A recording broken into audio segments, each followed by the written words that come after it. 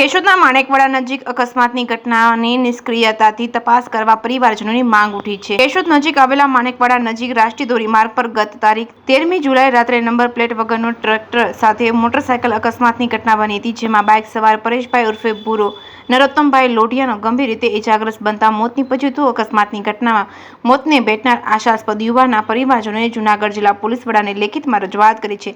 શંકાસ્પદ અકસ્માતની ઘટના અંગે ફેર તપાસ કરી ન્યાય આપવાની માંગ કરી છે। મૃતક પરેશભાઈ ઉર્ફે પૂરો નરોત્તમભાઈ લોઢિયાના પરિવારજનો હાલમાં રાજકોટ ખાતે રહેતા હોય અકસ્માતની જાણ થતાં જ આવવા નીકળી ગયા હતા, છતાં કાકાના દીકરાને ફરિયાદી બનાવી ભારતીય ન્યાય સંહિતા કલમ 106(1), 281 તેમજ મોટર વાહન અધિનિયમ 177, 184 હેઠળ મૃતક વિરુદ્ધ ગુનો નોંધવામાં આવ્યો હતો। ત્યારે ફાર્માટેક કંપનીનું નંબર વગરનું ખાડા કરવાના ટ્રેક્ટરના ચાલકે માલિકનો કોઈ ઉલ્લેખ કરવામાં આવ્યો નથી। મૃતક પરેશભાઈ ઉર્ફે ભૂરો નરોત્તમભાઈ લોઢિયાએ કેશોદ પોલીસ સ્ટેશનમાં વિજય કરંગિયા અને તેના સાગરિકો દ્વારા અપહરણ કરી લૂંટ ચલાવી હતી, જે અંગે ફરિયાદ નોંધાવી હતી, જેની તપાસમાં મૃતક અને તેઓની વૃદ્ધ માતાને તારીખ 9/2/2024ના રોજ પોલીસ સ્ટેશનમાં બોલાવી સમાધાન કરવા દબાણ કરેલ હોય, જ્યારે ફરિયાદી ના પાડતા વૃદ્ધ માતાની નજર સમક્ષ ઢોરમાર મારી આખી રાત લોકઅપમાં રાખવામાં આવ્યો હતો। મૃતક યુવાનને અસહ્ય દુખાવો થતા તારીખ 11/2/2024ના રોજ જૂનાગઢ સિવિલ હોસ્પિટલમાં સારવાર માટે ખસેડવામાં આવ્યો હતો। બાદમાં પોલીસ ફરિયાદ નોંધાવવા છતાં પોલીસ દ્વારા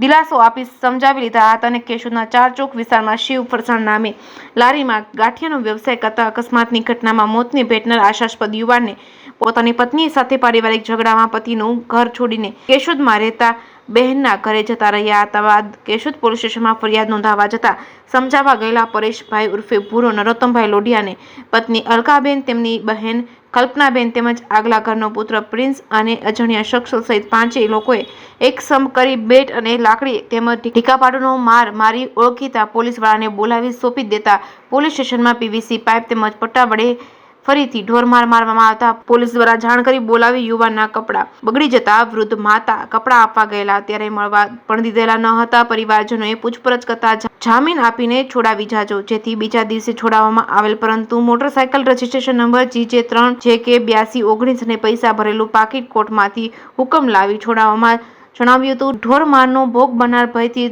થરથર ધ્રુજતા મૃતક યુવાનને ઘરે લઈ જતા જણાવ્યું હતું કે અલકા, તેમની બહેન, ભાઈ અને અજાણ્યો શખ્સ દ્વારા એવી માંગણી છે કે જમનભાઈ નરોત્તમભાઈ લોઢિયાની તમામ મિલકત અલકાના આગલા ઘરના પુત્ર પ્રિન્સના નામે કરી આપે અને નહીતર રોજ નવી ફરિયાદ કરી હેરાન પરેશાન કરી જીવવું મુશ્કેલ કરી આપીશું। ફરિયાદી મીનાક્ષીબેન પોતાની વૃદ્ધ માતા સાથે કેશોદ પોલીસ સ્ટેશનમાં ફરિયાદ નોંધાવવા જતાં ગુનેગાર માફક મહિલાની ગરિમા જાળવવા વગર અપશબ્દો બોલી વૃદ્ધ માતાને વાળ પકડી નીચે પછાડીને કહ્યું હતું કે ભૂરાની જેમ ધોકા અને પટ્ટાવાળી કરવી પડશે, જેથી રોઈ અને કગરીને હાથ પગે લાગી ઘરે પહોંચી કેશોદ ખાતે રહેવું અને સલામત ન હોય અને ફરિયાદી મીનાક્ષીબેન પોતાની વૃદ્ધ માતા, મૃતક ભાઈ સાથે તેમનો દીકરો અને આગલા ઘરની દીકરીને લઈને રાજકોટ ખાતે રહેવા જતા રહ્યા હતા। કેશોદ પોલીસ દ્વારા કબજો લેવામાં આવેલ મોટરસાયકલ અને પૈસા સાથે પાકીટ છોડાવવા અકસ્માતના દિવસે આવેલ અને રાત્રે પરત રાજકોટ જતા માણેકવાડા નજીક અકસ્માતની ઘટના બની હતી। ગત તારીખ 22મી જુલાઈના રોજ મૃતકની પત્ની કપડાં લત્તા અને દાગીના લઈને એમની બહેનની ઘરે જતા રહ્યા બાદ અલકા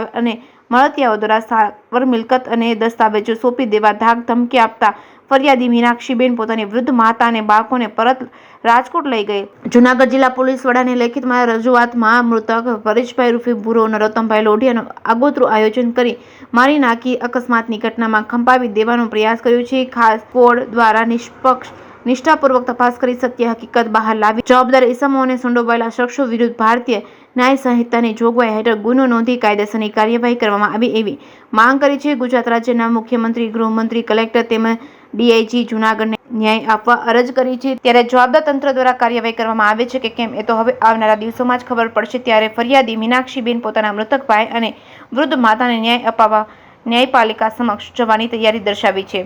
જેકેએસની ગુજરાતી સાથે રાજુ પંડ્યા, કેશોદ। શ્રી કૃષ્ણ। હું મીનાક્ષીબેન વિજયભાઈ પાલા મટિયાણાવાળા અને હાલ કેશોદના નરોત્તમભાઈ સૌજીભાઈ લોઢિયાની જાતે હિન્દુસોની દીકરી છું અને રાજકોટ સાસરે છું। ગઈ તારીખ 13 જુલાઈના દિવસે મારા નાના ભાઈ પરેશભાઈ ઉર્ફે ભૂરા જે કેશોદના 4 ચોકે ખાતે શિવગાંઠિયા નામનો ધંધો કરતો હતો, જેનું અકસ્માતમાં મોત થતું એમને કહેવામાં આવ્યું હતું કે પણ જે ટ્રેક્ટર સાથે અકસ્માત થયો હતો ટ્રેક્ટર ચાલકે ટ્રેક્ટરની માલિકી સામે કેશોદ પોલીસ દ્વારા કોઈ કાર્યવાહી કરવામાં આવી નથી અને બચાવવા માટે મારા ભાઈ વિરુદ્ધ ખોટો ગુનો નોંધાયો છે અમને એમાં પણ એવી શંકા છે કે મારા ભાઈનું એક્સિડન્ટ નહીં પણ ખૂન થયું છે એવું હોય એવું લાગે છે, કેમ કે મારા ભાઈનું થોડા મહિના પહેલા કેશોદના માથાભારે શખ્સો દ્વારા અપહરણ કરી લૂંટ કરી હતી, જેની ફરિયાદ જે તે સમયે અમે કેશોદ પોલીસ સ્ટેશનમાં આપી હતી. ત્યારે પણ કેશોદના પોલીસ અપહરણકારના કારણના બદલે મારા ભાઈને બેફામ મારેલો હતો.